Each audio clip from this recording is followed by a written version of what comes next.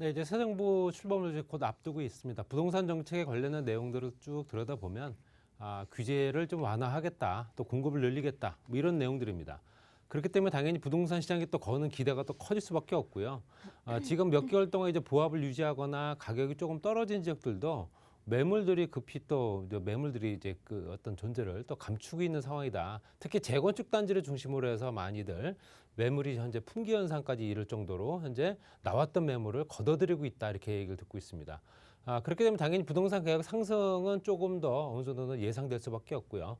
공급이 빨리 원활하게 이루어지면서 그 공급을 또 가격이 조금 더 어느 정도는 상쇄시킬 수 있는 부분이 있어야 될 필요가 있다. 그러니까 빠른 공급이 어떻게 이루어질 거냐. 이게 가장 관건이다 이렇게 말씀드리고 싶고요. 그래서 이번 정부 특히 이제 부동산 공략에 관련된 내용들 그 공략집을 보고서 한번 말씀드려 보겠습니다.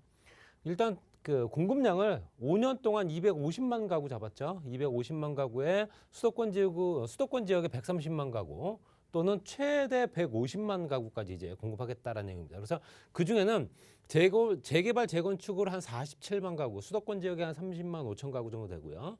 또 정밀 안전진단 기준이라든가 재건축 초과 이익이라든가 이런 것들을 좀 조정을 하겠다는 내용이 들어가 있습니다. 그래서 도심의 역세권 복합개발 20만 가구에서 수도권 지역에 13만 가구, 도심 복합개발 사업 같은 경우는 현재도 진행되고 있는 사업이기 때문에 현재 중복되는 사업일 수도 있습니다. 그렇지만 실제적으로 어떻게 더 빠르게 진행되느냐 그것도 중요하겠죠.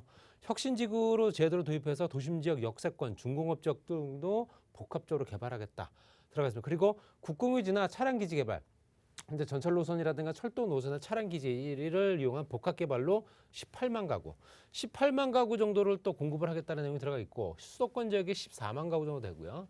또 기지라든가 또 지상의 전철 부지 이것도 활용할 수 있죠.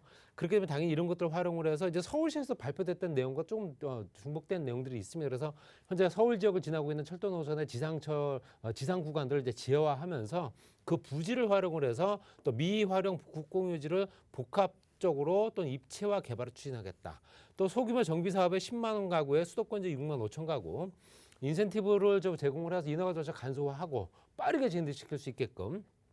또 공공택지는 142만 가구 정도 되고요. 수도권 지역이 74만 가구 정도 됩니다. 그러니까 실제 공공택지 같은 경우는 이번 정부에 진행됐던 내용들을 거의 그대로 바톤 터치를 받아서 진행되는 경우가 많을 겁니다. 그렇기 때문에 당연히 뭐 부지가 여기저기 뭐 현재 남아도는 것도 아니고요. 그렇기 때문에 당연히 그런 내용들은 대부분 다 중첩되는 내용들이 들어가 있다. 현재 개발 중인 공공택지 및 GTX 노선상의 역세권 컴팩트 시티 건설 추진한다는 내용이 그 내용입니다. 그렇기 때문에 현재 개발 중 공공택지라든가 GTX 노선상에 역세권 컴팩트, 미니 컴팩트 도시를 조그맣게라도 전철역 주변으로 만들어서 그 주변에 주택을 공급할 수 있는 조건을 만들겠다 이런 내용이겠죠.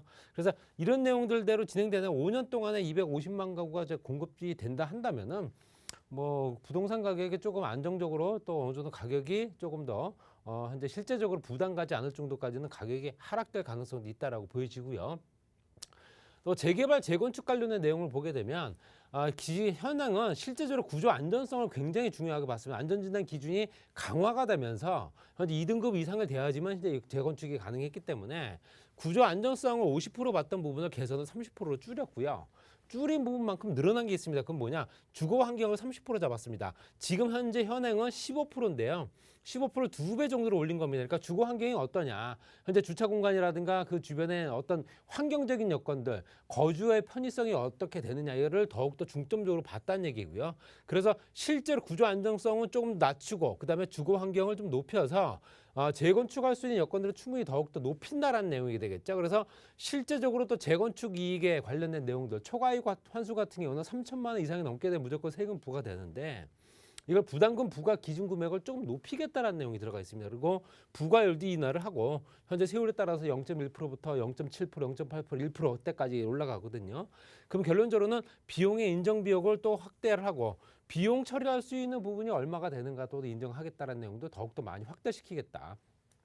또 1주택 장기 보유자 같은 경우는 아예 받지 않고 재건축 초과이익 환수 같은 경우도 현재 감면 대상으로 포함을 시키고 부담금 납부도 조금 연장시킬 수 있는 여건도 만들겠다라는 겁니다. 그리고 분양가 상한제 내용인데요. 분양가 규제 유형 합리화를 통해서 토지 비용과 건축비 실제적으로 현재 이 개발안에 들어가는 현재 기본적인 원가가 얼마냐 이걸 가지고 따지겠죠. 그 원가 들어갈 수 있는 부분은 현재 건축비 가성비 산정을 하는 부분과 또 이주비라든가 또 명도 소송 비용이라든가 이런 것까지도 경비 처리를 하게 되면 원가가 높아지면서 실제로 분양가 상한제 관련된 내용에 좀 불이익을 조금 줄일 수 있는 여건이 된다. 이런 내용이 들어가 있습니다. 그래서 재건축 같은 경우는 실제적으로 이제 구조 안전성을 조금 낮추고 주거 환경을 조금 더 높이 평가를 하기 때문에 당연히 재건축 단지들이 조금 더 빠르게 진행될 가능성이 크다는 얘기고요. 세금도 줄여주고 완화시켜주고 이런 상황이기 때문에 재건축 조합원 입장에서는 빠르게 현재 실제로 매물들을 걷어들일 수밖에 없는 상황이 됐다는 내용이고요.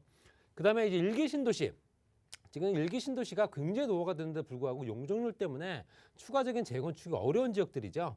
이런 지역들 같은 경우는 실제로 현재 어떻게 그러면 주택을 공급할 수 있을까? 리모델링 사업도 현재 실제로 진행이 잘 어려운 상황이기 때문에 토지 용도 변경이라든가 용적률 상향을 검토한다는 얘기겠죠. 용적률 높이지 않으면 사실상 실제적으로 사업이 진행되기가 어렵기 때문에 10만 가구 공급할 수 있는 여건들은 실제적으로 말씀드린 대로 토지 용도 변경이나 종 상향을 통해서 용적률을 높여줄 수 있는 방법을 찾아주겠다는 거죠. 종을 바꿔주게 되면 당연히 용적률이 달라지기 때문에 이런 부분까지도 현재 용적률 상향을 할 수 있는 조건을 만들겠다. 또는 3기 신도시 등의 이제 1기 신도시 재정비로 이주 전용 단지를 마련하겠다는 정도 들어가 있습니다. 그래서 1기 신도시에 대해서도 조금 더 언급을 했다는 부분은 실제로 너무 노후화된 단지들을 조금 더 주택 공급을 활성화시킬 수 있는 여건들을 충분히 만들겠다는 얘기죠. 기반 시설들이 이미 어느 정도 들어와 있기 때문에 당연히 조금 더 주택 공급이 더 원활하게 될 것 같고요.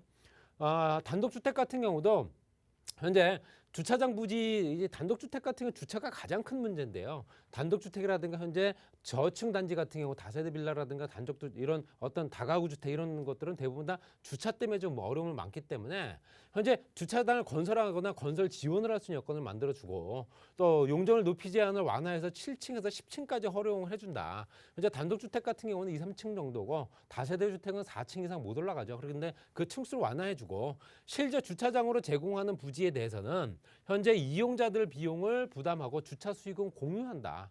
주차 수익에 남는 부분을 같이 나눈다라는 내용이 들어가 있어요. 그리고 실제적으로 이렇게 할 수 있다면은 현재 저층 단지들이 현재 소규모 정비 사업이 진행되는 재개발 사업지구로 묶여서 아파트 단지로 변모가 되지 않는 소규모 정비 사업지구 같은 경우는 가로주택 정비 사업이 유일한 대책이었거든요.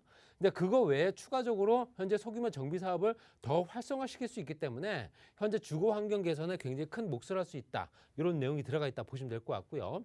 그 다음에 이제 임대차법입니다. 임대차 3법이 이제 7월, 8월 정도에 1차적으로 이제 계약갱신 청구권 썼던 사람들의 현재 계약 만기가 돌아가기 때문에 굉장히 큰 문제가 될 수 있거든요.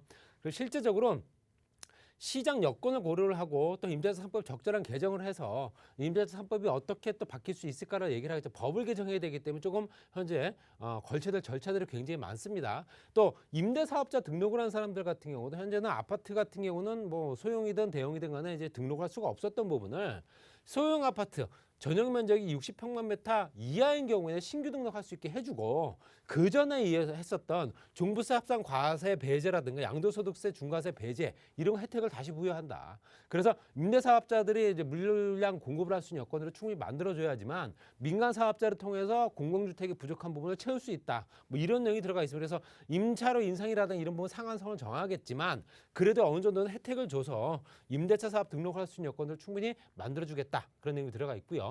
그 다음에 전체적으로 부동산 세제에 대해서 어느 정도 바꿀 수 있는 여건을 만들기 위해서 부동산 세제 정상화를 통한 어떤 태스크포스를 구성한다는 얘기입니다. 그래서 공정시장가액 비율을 조정을 해서 부동산 공시가격을 2020년도 수준으로 환원을 하고 작년에 굉장히 세금이 많이 올랐거든요. 그렇기 때문에 당연히 2020년도 수준으로 환원을 하고 실제적으로 현재 모니터링할 수 있는 여건들이나 현실화 추진 계획까지 재수립을 한다. 또 거기에 종부세 같은 경우도 종부세 공동시장가격 비율이 현재 2021년 수준의 95%입니다. 95%에서 동결을 시켜서 올해 이제 100% 목표거든요.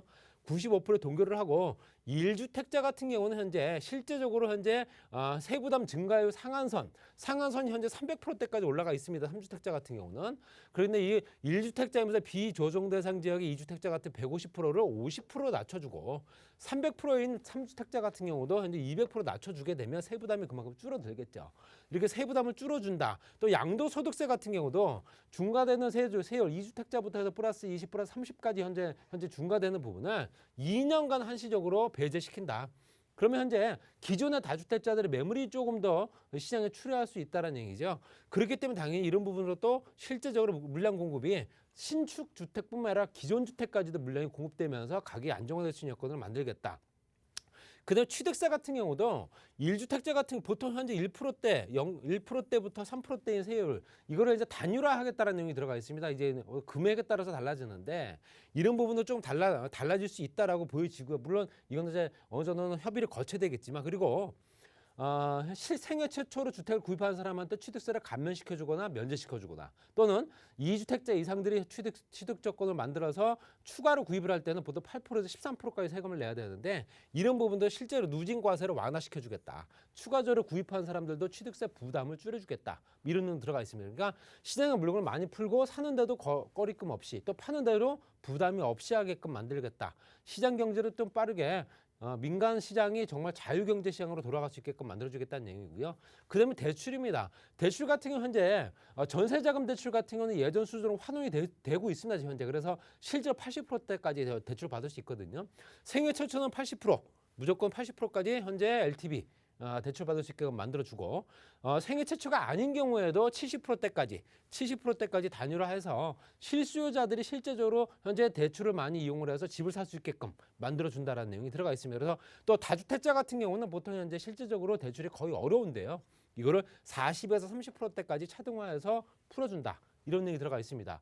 그 다음에 이제 신혼부부 또 생애 최초 주택 구매자의 이제 금융 지원 같은 경우도 신혼부부 같은 경우 4억 원 한도 내에서 3년간 저리 금융 지원해서 출산 시에는 5년까지 연장을 해주고 또 생애 최초 주택 구매자 같은 경우는 3억 원 한도 내에서 3년간 저리 금융. 이거는 신혼부부가 아닌 경우는 실제적으로 3억 원, 신혼부부인 경우에는 4억 원 이렇게 된다. 이렇게 보시면 될 것 같고요.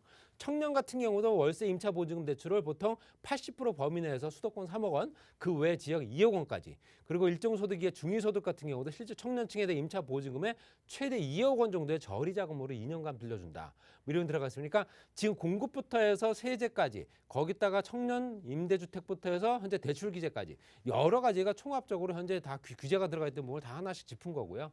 여기에 따라서 실질적으로 법을 통과해야 되는 부분이나 국회에 상정이 돼서 현재 협의가 돼야 되는 부분도 굉장히 많습니다. 그렇기 때문에 앞으로 넘어야 될 산은 많지만 이런 형태로 현재 실질적으로 어느 정도 완화가 돼서 부동산이 정상화가 된다면 앞으로 부동산 시장의 가격이 좀 상승할 수는 있으나 장기적으로 봤을 땐 조금 더 안정화될 가능성이 크다. 이렇게 말씀드리면 정리하겠습니다.